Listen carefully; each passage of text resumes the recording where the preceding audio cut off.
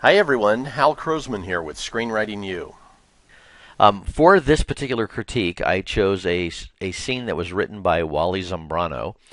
Let's take a look at what Wally did here. I'm going to start with dialogue, and as you know, the traits of the characters that we're working with, we have Renee, who is prissy, devious, outgoing, and a conformist. We have Maxine, who is tricky, and Wally decided to change snobby to perceptive. She's also paranoid, and she's emotionally wounded. Now, the other part of that, and we'll get back to that in a little bit, but let me just say it up front, is Renee, her subtext is that she's a devious person who believes she's entitled to win at any cost. And Maxine is a tricky woman who plots to get what she wants. So let's go through this and see how all of that applies. We start out, there's this scene with this wild orgasmic scream. And you know what? This is going to sound kind of strange, but that's part of Renee's outgoing trait. So we then come down here, and this is going to be, there's going to be some things here that I'm going to point out both on the good side and on the bad side. I'm not sure, but I noticed a lot of people did this. He's got Renee, being very aggressive. What are you doing? You want to play the cowboy? Do it at the studio set, not here. And she's pretty much, and then later here she calls him a name, cretin. The thing is, those didn't actually fit into our, the traits. So none of those are prissy, devious, outgoing, or conformist. What they seem to be is kind of an expression of somebody who is winning at any cost. So what somebody else said this to me, one of the other people who was doing the reading, he said it looked to him like people interpreted in conformist as confrontational, or they put the two together, the subtext in that, and it's confrontational, because that's what we've got. What are you doing? She is confrontational here. You want to be a cowboy, do it on the studio set, not here. Cretin, right? So all of those are very confrontational. And maybe it's an expression of the outgoing trait, but it's in a confrontational way. Now, let me tell you why I'm telling you this. Because part of what this whole thing is about is, deciding up front what your characters are and what their traits are and all that, and then writing out of that. But then let's take it another step. Let's say Wally was looking at this and all of a sudden he went, wait a minute, you know what, I'm writing Renee in this way. That's how I see her. And then he can make a decision. Is one of her traits confrontational? Should he change, the conformist trait to confrontational or something like that, right? And so there is this part where you design your characters up front, and then there's this part where you start to see how are they coming out, and then you decide whether you like it or not. If Wally had decided he didn't like that, then of course he could go back and make changes. But let's go on here, because he did a lot of good stuff. It's just that showed up early on, so I wanted to point that out. Maxine comes in, and she's this very subservient person who is obviously the assistant to Renee. We get into this, and this is kind of interesting. Even when she's doing this right here, she says, Mark, what are you doing here? So that could be interpreted as, the wounded part of her, the emotionally wounded part. Now, Mark just came out of this sexual situation with Renee, and so we have some things here. Have you been eating fish? And then the tuna fish, and then Maxine has an amazing line here that I think has some great subtext to it. You sure it's disease free? And that's about the point that Renee smashes the glass of water. What I will say on these could come off as paranoid, and to a degree they might. They might be part of the emotionally wounded thing. I'm not really sure on that. What I know is when we get to the end, it looks to me like she knew that Mark and Maxine were having an affair, although it's not clearly laid out.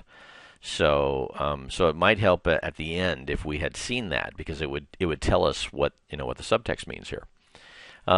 But let's go back to Renee. So Renee says she breaks this glass in order to stop this disease-free conversation. And then she says, "Oh dear, silly me," which fits her prissy, or trait. And then down here, once she steps on Maxine's hand, she says, "Oh my God, what have I done?" which fits her devious trait. She just stepped on Maxine's hand and caused a serious cut.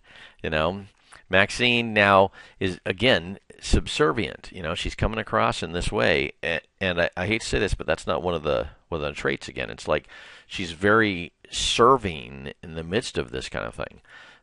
Again, it's something to consider when you write something and you see traits showing up that are not the ones that you have. Stand back and say, "Wait a minute, is there something that's coming out here that I'm not aware of, right? And is it good? And if it is, keep it." Let's continue on down. So the reporters come in. Now the reporters are going crazy and going after her and everything else. Maxine says, "What? Where'd you hear that from?" The reporter, "Little birdie told me." So my guess is that's at least that's a pointer, possibly pointing to the possibility that maybe Maxine might have said something there. Then Renee just jumps right in. "We here at the Cosmo Talent Agency, blah, blah, blah," and I'm sure it's all a misunderstanding. And this fits really a couple of her traits, to a small degree. Drug-free client base. She's being a little bit prissy, that kind of thing. And she's also being outgoing. She's just jumping right in and taking care of it. And again, down here, she does the same thing, where she instantly jumps in and takes care of it. So that does a good job of fitting her outgoing trait. Now they leave. Renee gets on the phone and calls a friend, and again here it's confrontational. "Lou, this is Renee, that bitch Jane Powell, blah, blah, blah. Find out if Nick is in, and I want him out of the picture, pun intended. You got me?" So again, she's being very, aggressive, which seems to be part of what this is. All right, so then she goes right after Maxine. "Yes, Miss Sin," which, by the way, I got to say, I think that Wally did a great job of picking the names here. Maxine Sin. Okay, so now we have this conversation in which we have both parties demonstrating traits.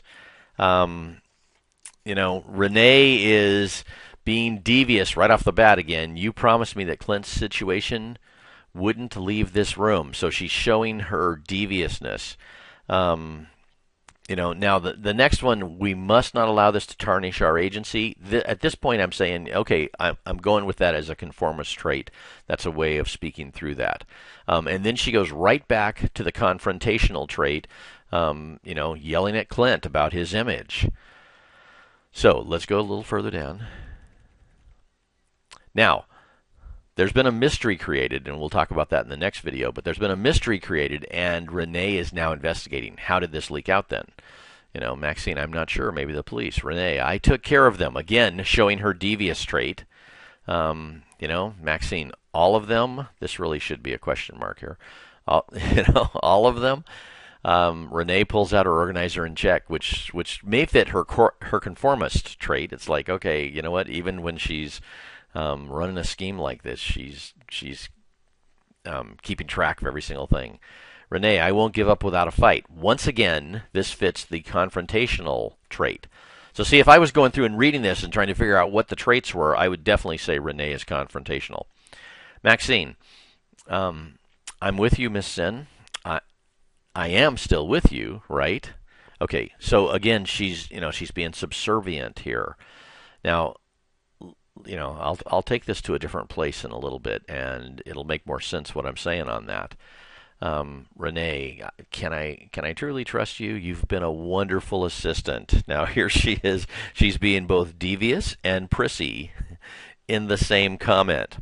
And finally, we get to the very end, and Maxine lies for the first time in here directly that I know of. I mean, she actually probably lied earlier, but her cell phone rings. Excuse me, it's my mother, and it turns out it's Jane Powell who is the competition, and Maxine smiles.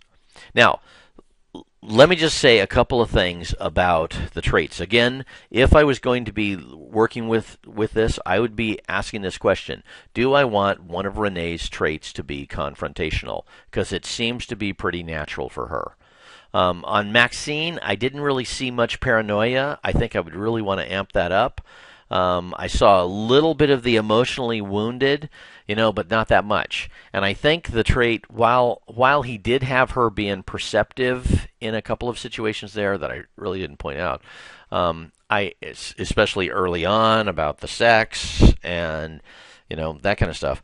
I think the trait that that probably fit Maxine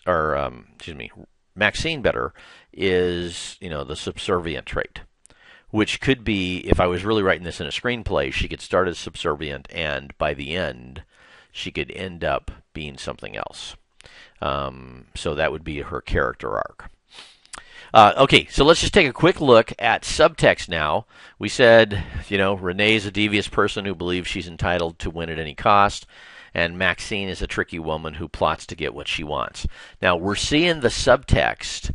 Even though Renee is being devious in here, you will notice that on a regular basis throughout here, she believes that she deserves to get whatever she wants, and it doesn't matter what she does. She gets it at all costs, including when she's trying to stop this conversation about sex.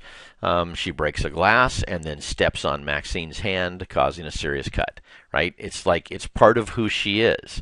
When the media comes in, she somehow thinks that saying this bullshit is going to have them just go along and do what she wants. And then when she gets on the phone down here about Jane Powell and about whether or not Nick is in this movie, she just instantly believes that it's totally okay, and not only totally okay, but it's part of the deal is she should get what she wants, including get this guy out of the picture.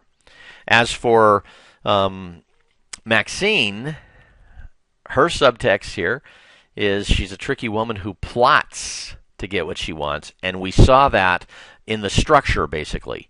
Early on, there's nothing that's clear that she's plotting. It's not until this thing happens and the media comes in, and then at the very end, we discover that in the very last two lines of description.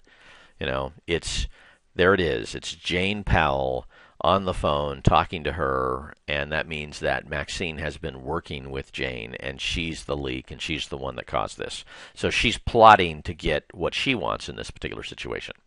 I'll have more to say in the next video because there's some other things that I think would make a big difference here, having to do with the interest techniques. But all in all, you know what I mean? I think this is a very good job. Make those minor changes, and I think these two characters are speaking in character, and they're both very interesting, and, well, you did a great job at it.